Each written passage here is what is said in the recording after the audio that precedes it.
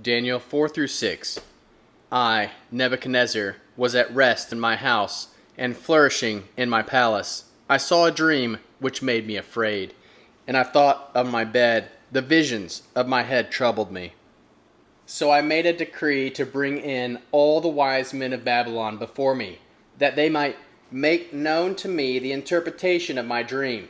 That the magicians, the enchanters, the castum, the soothsayers came in, and I told the dream before them, but they could not make it known to me in its interpretation. But at the last Daniel came in before me, whose name was Belteshazzar, according to the name of my God, in whom is the spirit of the holy gods. I told the dream before him, saying, Belteshazzar, master of the magicians, because I know that the spirit of the holy gods is in you, and no secret troubles you. Tell me the visions of my dream that I have seen, and its interpretation.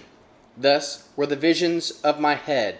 On my bed I saw, and behold, a tree in the middle of the earth, and its height was great. The tree grew and was strong, and its height reached to the sky, its sight to the end of the earth.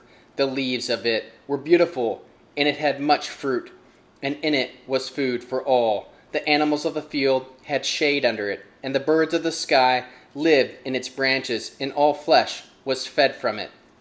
I saw in the visions of my head on my bed, and behold, a watcher and a holy one came down from heaven. He cried aloud and said this, Cut down the tree, and cut off its branches.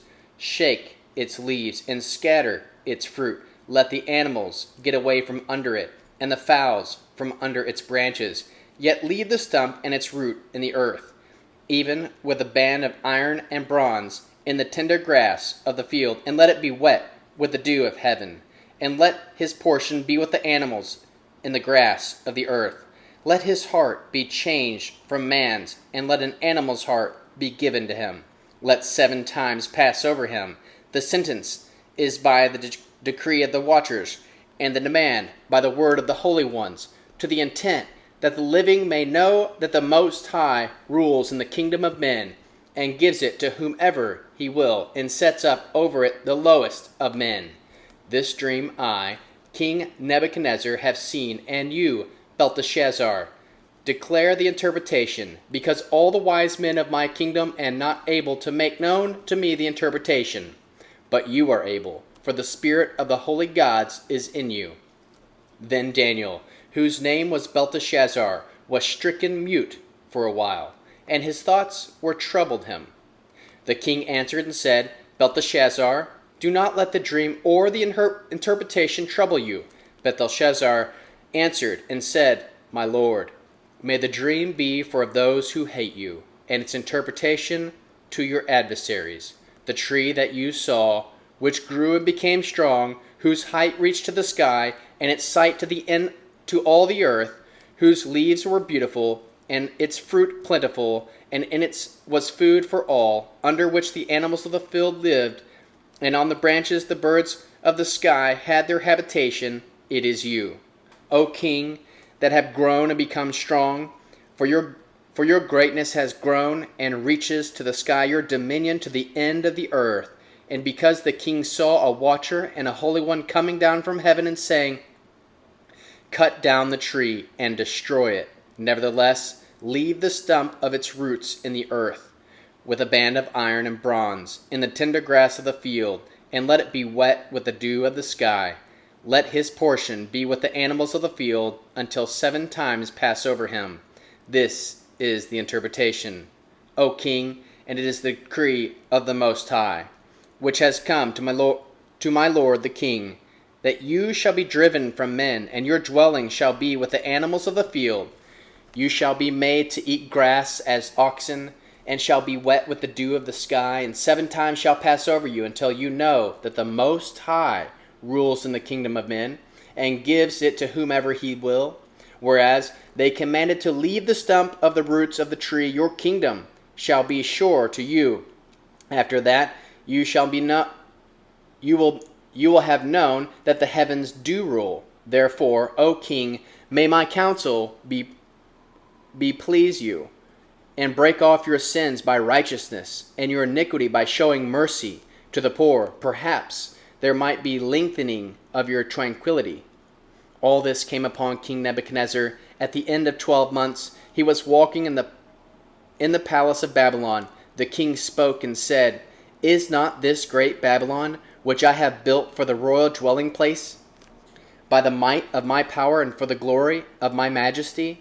While the word was in the king's mouth, a voice came from heaven saying, "O King Nebuchadnezzar, to you it is spoken, the kingdom has departed from you, and you shall be driven from men, and your dwelling shall be with the animals of the field. You shall be made to eat grass as oxen. 7 times shall pass over you, until you know that the Most High rules in the kingdom of men, and gives to whomever he will." This was fulfilled the same hour on Nebuchadnezzar. He was driven from men, and ate grass like oxen, and his body was wet with the dew of the sky, until his hair had grown like eagle's feathers, and his nails like birds' claws. And at the end of the days, I, Nebuchadnezzar, lifted up my eyes to heaven, and my understanding returned to me, and I blessed the Most High, and I praised and honored him who lives forever. For his dominion is an everlasting dominion, and his kingdom from generation to generation. All the inhabitants of the earth are reputed as nothing. And he does according to his will in the host of heaven, and among the inhabitants of the earth, and no one can stop his hand or ask him, "What are you doing?" At this time my understanding returned to me, and for the glory of my kingdom my majesty and brightness returned to me, and my counselors and my lords sought me, and I was established in my kingdom, and excellent greatness was added to me. Now I, Nebuchadnezzar, praise and extol and honor the King of heaven, and all his works are truth, and his ways justice, and those who walk in pride he is able to abase. King Belshazzar made a great feast to 1,000 of his lords, and drank wine before the 1,000.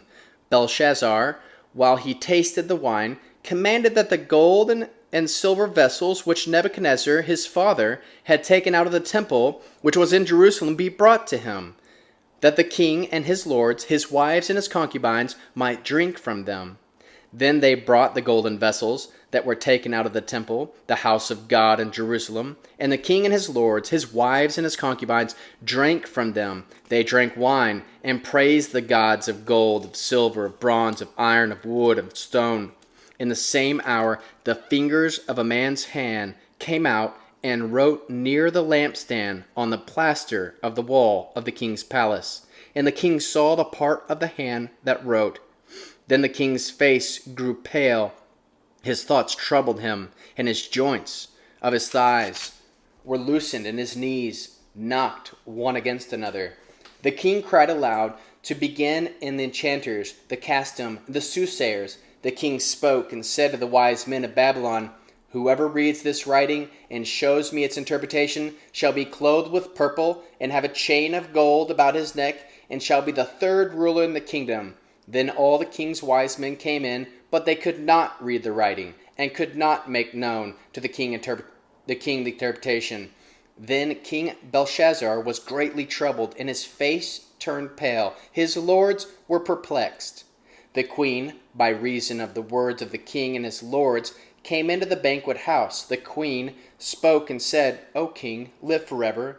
Do not let your thoughts trouble you, nor let your face be changed. There is a man in your kingdom, in whom is the spirit of the holy gods, and the days of your father, light and understanding and wisdom, like the wisdom of the gods, were found in him. And King Nebuchadnezzar, your father, yes, the king, your father, made him a master of the magicians, enchanters, custom, and soothsayers, because an excellent spirit, knowledge, understanding, interpreting of dreams, showing of dark sentences, and dissolving of doubts, were found in the same Daniel, whom the king named Belshazzar. Now let Daniel be called, and he will show the interpretation." Then Daniel was brought in before the king. The king spoke and said to Daniel, "Are you the Daniel that the children of captivity of Judah, whom the king my father brought out of Judah? I have heard of you, that the spirit of the gods is in you, and that light and understanding and excellent wisdom are found in you. Now the wise men, the enchanters, have been brought in before me, that they should read the writing and make known to me its interpretation. But they could not show the interpretation of the thing. But I have heard of you that you can give interpretation and dissolve doubts. Now if you can read the writing and make known to me the interpretation, you shall be clothed in purple, and a chain of gold around your neck, and you shall be third ruler in the kingdom. Then Daniel answered and said before the king, Let your gifts be to yourself, and give your rewards to someone else. Nevertheless, I will read the writing to the king and make known to him the interpretation. You, O king, the Most High God, gave your father Nebuchadnezzar the kingdom, greatness, glory, and majesty. Because of the greatness that he gave him, all the peoples, nations, and tongues trembled and feared before him. He killed whom he wanted to, and he kept alive whom he wanted to. He raised up who he wanted to, and put down whom he wanted to. But when his heart was lifted up, and his spirit was hardened, so that he dealt proudly, he was disposed from his kingly throne, and they took his glory from him. He was driven from the sons of men, and his heart was made like the animals, and his dwelling was with wild donkeys. He was fed with grass like oxen, and his body was wet with the dew of heaven, until he knew that the Most High God rules in the kingdom of men, and that he sets over it whomever he will. But you, his son, Belshazzar, have not humbled your heart, though you knew all this, but have lifted up yourself against the Lord of heaven. They have brought the vessels of his house before you, and you and your lords, your wives, and your concubines have drunk wine from them. And you have praised the gods of silver, gold, and bronze, iron, wood, and stone, which you do not see, or hear, or know. And you have not glorified the God in whose hand your breath is, and whose are all your ways. Then the part of the hand that was sent before him, and this writing was inscribed. This is the writing that was inscribed.